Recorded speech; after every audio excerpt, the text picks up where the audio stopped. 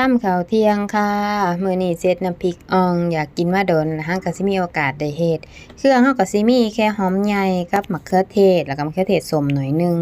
เครื่องแกงก็เอามาผัดไฟเบาๆก่อนหน่อยหนึ่งแล้วค่อยเอาหมูไปร่นใส่กัน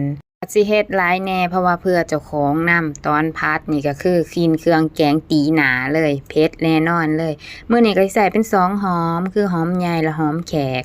มันจะให้ความหวานเฮาก็เอามะเขือเทศเนื้อมะเขือเทศจะบ่ค่อยใส่หลายปานใดเด้อผัดลงไปจังจากนั้นก็ปรุงด้วยเกลือแล้วก็ชูรสปรุงแค่2อย่างเด้อขอบ่ใส่หลายน้ำปลาเขาก็บ่ใส่